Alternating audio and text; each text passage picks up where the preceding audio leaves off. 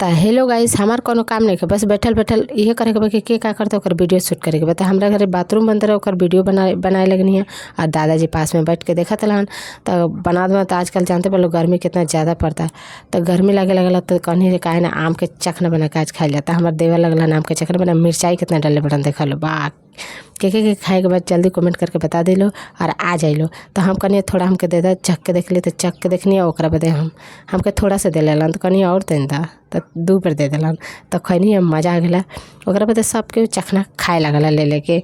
तो सब कोई के पेपर पर दे दिलन, काहे कि आदमी बहुत रहला। और हमारे एगो बत्तख बिया, इतना क्यूट बिया, बच्चा दिले बिया, बच्चा फुटेले बिया और इतना सुंदर नहाता से। तो कहनी करे एगो वीडियो काहे ना शूट कर लिया, अच्छा लगता लगता।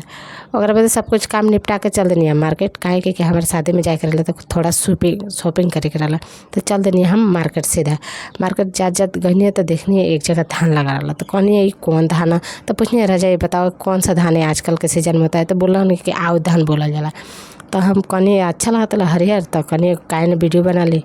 ओकरा बाद घर के पास में हमारे चाचा के घरे घर बोझ होता। तो हमारे देवर लोग पूरा आटा के कुटाई करता लो, देख लो पूरा आटा कुटाई होता टे। तो हम शाम के चल देनी शादी में जाए में बहुत लेट हो गया। गाइस बारात आ गया। तो सीधा दूल्हे आवत रहन माड़ो में, ओकरे से वही जैसे वीडियो शूट करे लगनी। हम दुल्हन उठ के घर में चल गए रहिए। तो हम अपन जाके अपने चश्मा उश्मा दे के तो कहनी एगो वीडियो कहने उनका साथ शूट कर ली।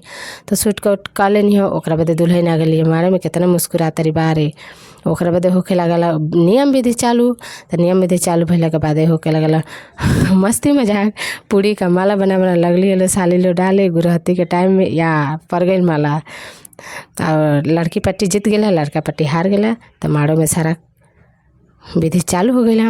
ओकरा बाद पास ही में हम घूर के आए लगनी घरे। तो देखा तनी कि हमार एगो 2 छोकरा गोरू लेके जाता। तो मस्ती मजाक करे खातिर हम वीडियो शूट कर लेनी। ओकरा बाद घरे आके हम डायरेक्ट वीडियो बनाए लगनी अपन यूट्यूब के वीडियो।